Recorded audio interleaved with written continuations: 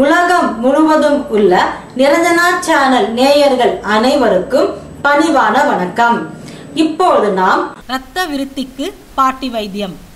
முருங்கைக்கீரையோடு துவரம்பருப்பு சேர்த்து சமைத்து அதில் ஒரு கோழி முட்டையை உடைத்து கிளறி அதில் சிறிதளவு நெய் சேர்த்து வாரத்துக்கு 2 நாட்கள் சாப்பிட்டு வந்தால் உடலில் புதிய இரத்தம் உண்டாகும். உடல் வலிமையோடு இருக்கும். அதே போல பொன்னாங்கண்ணி கீரையை பொரியல் செய்து தொடர்ந்து 40 நாட்கள் சாப்பிட்டு வந்தால் உடலில் புதிய இரத்தம் உற்பத்தியாகி உடல் பலம் பெறும். புதினாவை ஒரு கைப்பிடி அளவு எடுத்து 1 டம்ளர் தண்ணீர் விட்டு நன்றாக கொதிக்க வைத்து இறக்கி வடிகட்டி காலை மாலை அரை டம்ளர் வீதம் எடுத்து அதில் அரை டம்ளர் பசும்பால் கலந்து சர்க்கரை சேர்த்து சாப்பிட்டு வந்தால் இரத்தம் விருத்தியாகும்.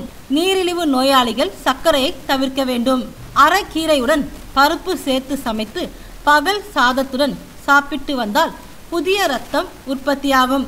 தினமும் உலர்ந்த திராட்சையோ அல்லது பச்சை திராட்சையோ சாப்பிட்டு வந்தால் இரத்தம் தூய்மை பெறும்.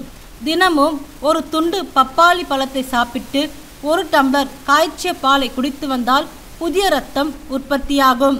ஆனால் கர்ப்பவதிகள் பப்பாளி பழத்தை தவிர்க்க வேண்டும். அத்திப்பழம் இரத்த விருத்தியாகும். ஹீமோகுளோபின் குறைவு காரணமாக உடம்பு வெளுத்து சுறுசுறுப்பு இன்றி சோர்வாக இருப்பவர்கள் தினசரி சீமை அத்திப்பழம் நாட்டு மருந்து கடையில் கிடைக்கும்.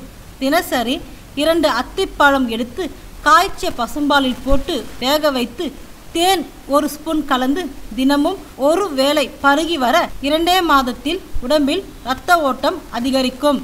உடலில் வெப்பம் தணிந்து மலக்குடல் தூய்மையாகி உடல் பலம் பெறும். மேலும் இதுபோல் இன்னும் பல பயனுள்ள தகவல்களை அறிய நிரஞ்சனா சேனலை பாருங்கள்.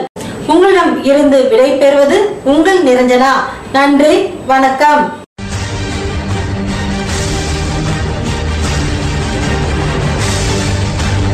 ஆன்மீக தகவல்கள், ஜோதிடம், வாஸ்து தகவல்களை அறிய பக்தி பிளானட்.com பாருங்கள்.